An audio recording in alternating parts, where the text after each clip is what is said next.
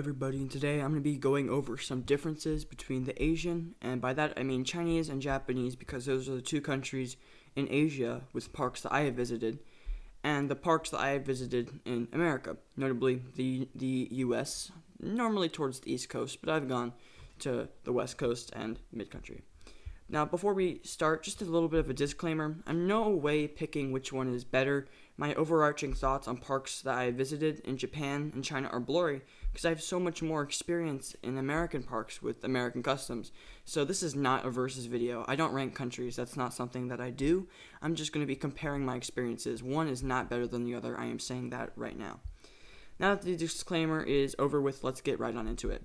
Happy Valley, Beijing, Universal Studios, Japan, and Nagashima Spa are three very different parks, but let's just pick out some qualities that I found across the board. For one, based on my experiences in Asia, they do not let you pick your row. That is probably the biggest downside.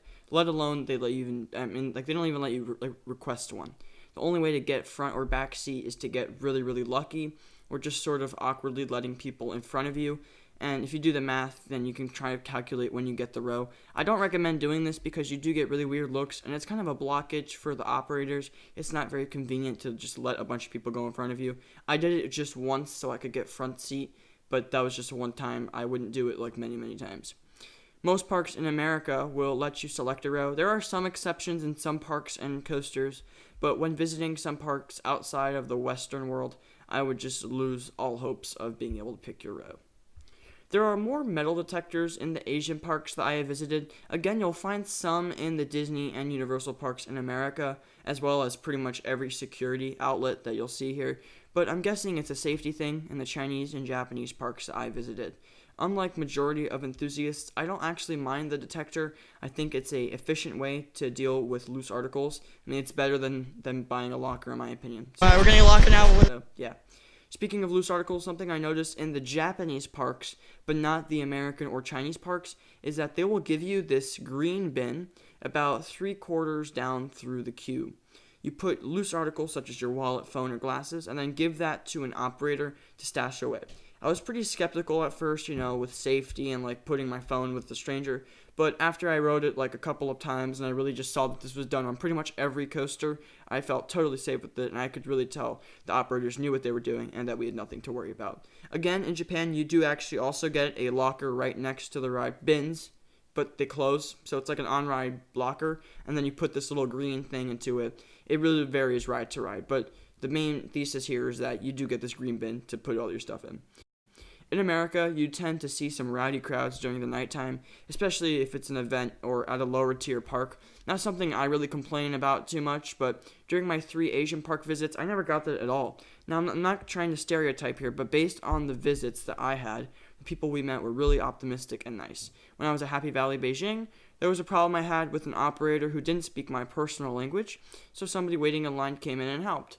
In Universal Studios Japan, I sat next to some random people on the raft ride. I got super wet because I was sitting on the left side, and this older man next to me pulled out this waterproof handkerchief for me to dry off. So you wouldn't really find people like that in America, or you would, just not as often.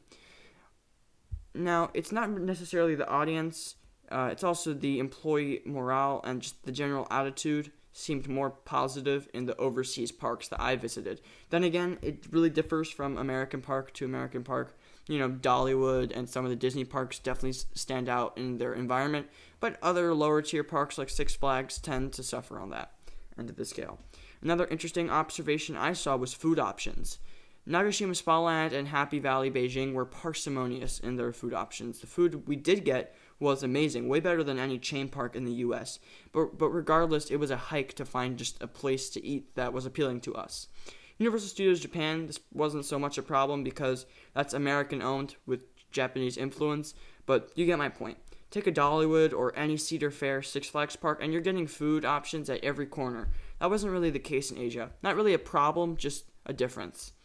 Ticket prices are also a ton cheaper in Asia. A day ticket to Universal Studios Japan costs $10 less than a ticket to Six Flags Great Adventure. You can obviously see the quality difference there. An afternoon ticket to Nagashima Spa was $30 the day we went, which isn't actually that bad because you're getting 4.5 hours of park time on an empty day with a couple of really awesome coasters, plus next year, or this year, Hakugai. In America, being a coaster enthusiast can sometimes be a huge letdown because parks are really expensive.